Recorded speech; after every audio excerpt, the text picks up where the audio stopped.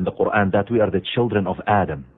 When did Adam come to earth? I mean, you talked about 10 billion years. You talked about, how old is, when did Adam first appear on earth? You see, one of the miracles of Allah subhanahu wa ta'ala is that the graveyards of prophets and messengers, all of them are not known except for Muhammad sallallahu alayhi wa sallam. Beautiful. Yes, the only prophet we know his graveyard, and we visit and get lots of blessings from being there, is the graveyard of Muhammad sallallahu alayhi wa sallam and his companions. So we don't know where Adam is buried, but the oldest record of an intelligent being was found in the southern part of France. They call him the Cro-Magnon man, and by carbon dating, this Cro-Magnon man has been dated at 37,000 years. By extrapolation, Adam would not exceed 100,000 years. Where is his grave? Only Allah knows. We don't know it. But definitely Adam lived in Mecca, and because the Prophet ﷺ has told us that the Kaaba was built by the angels for his own worshipping, and the name of Jeddah is referred to Eve, may Allah be pleased with her, because it is assumed that she is buried there. Okay, Dr. Zaghloul, you mentioned Mecca, and we know that Muslims face what is called the Kaaba, or the cube, 5 times every day in their prayers.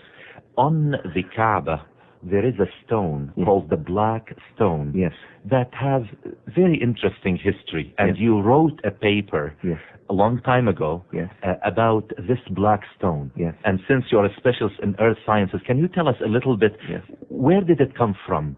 Is it true that some people say that it used to be white and then it became black, or was it black in origin? Can you please tell us a little bit? Yes, you see, Prophet Muhammad sallallahu alayhi wa sallam has told us, when Ibrahim alayhi salam and his son Ismail alayhi salam were raising the foundations of the Kaaba, then Ibrahim alayhi salam asked Ismail to go around looking for a rock of a different color to be made a beginning for the tawaf, the circumambulation around the Kaaba. We know that Mecca is built on a mass of crystalline rocks, and whenever these crystalline rocks, igneous and metamorphic rocks, are intruded into the earth, they intrude in vast, immense areas. So Sayyidina Ismail alayhi salam went around looking. He couldn't find anything different. When he came to his father by sunset, he said, "Father, I couldn't find anything." But he found a huge block of rock by him, and Ibrahim told him, "It was brought to me by Jibreel alayhi salam." So they together put it in that eastern corner of the Kaaba to make it as a beginning for the circumambulation around the Kaaba. Prophet Muhammad sallallahu alayhi wa sallam is quoted to have said that this stone, min ahjar al-sama, min ahjar al-jannah, it is a part of the stones of heavens. It is part of the stones from paradise. And of course, Orientalists, when they listen to this, they said Arabs do not know anything about geology, because the area along the western coast of Arabia, or the eastern coast of the Red Sea, is covered by a vast expanse of basalts. And basaltic rocks are dark rocks, are black rocks.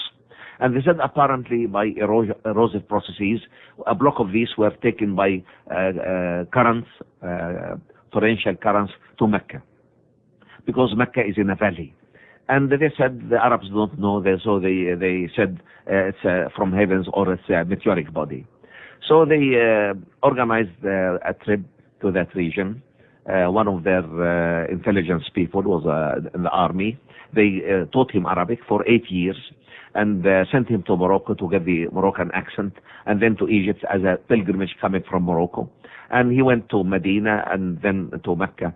And this man says that viewing the Kaaba from the premises of Mecca is the most moving image he has ever seen in his life.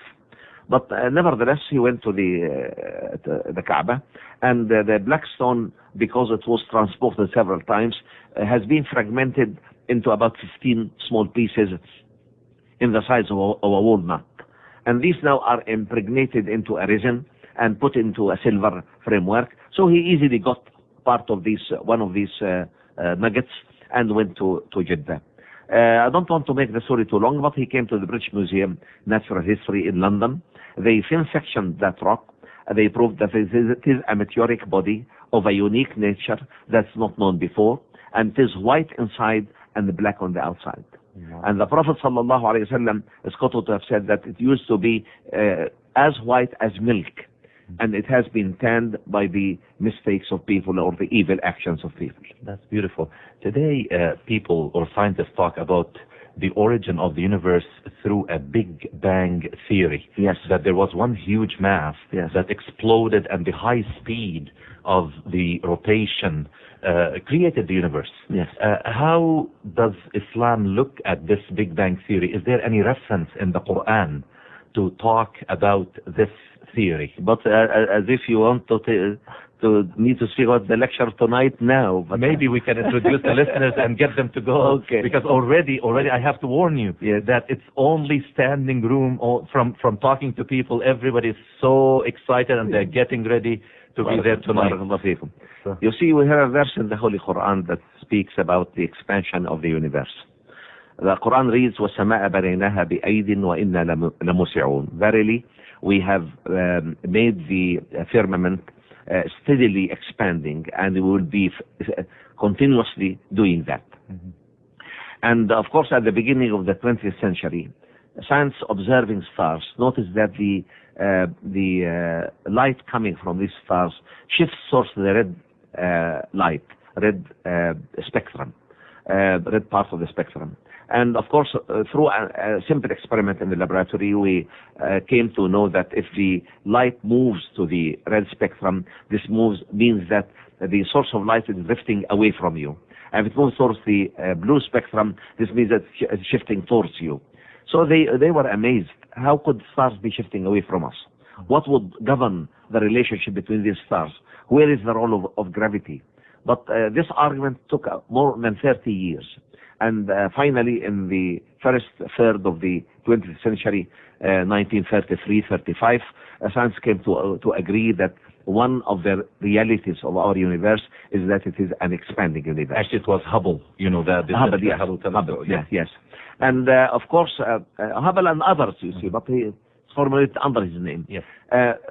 Scientists started to think, if we go back by this expansion, then everything in that universe, every form of matter and energy, space and time, will coalesce together to form an initial body that mathematically is so minute in dimensions that cannot be seen, and so dense in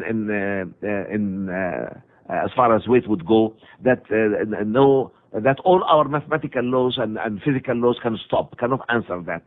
So they call this the initial body, and they said this initial body was under a case of instability, so it had to explode. It exploded because they don't believe in Allah subhanahu wa ta'ala, they don't believe in a creator.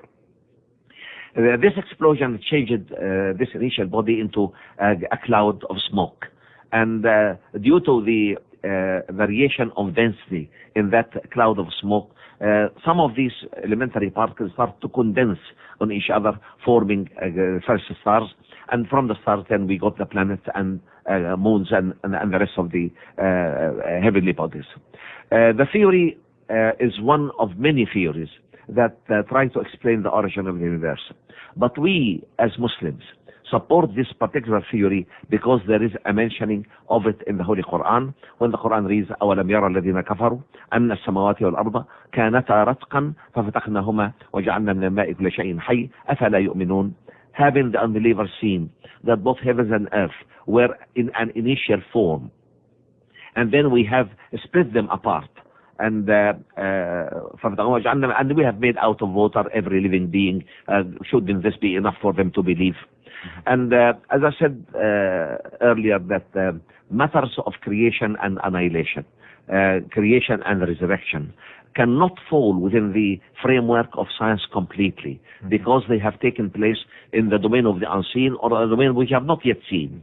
And of course, if you indulge into this area of creation, with its three directions, creation of the universe, creation of life, and the creation of man, unless you receive divine guidance in every one of these three areas, you can easily go astray and you can reach nowhere. And this is the status of most scientists in the West. Absolutely. And that takes us to the initial argument that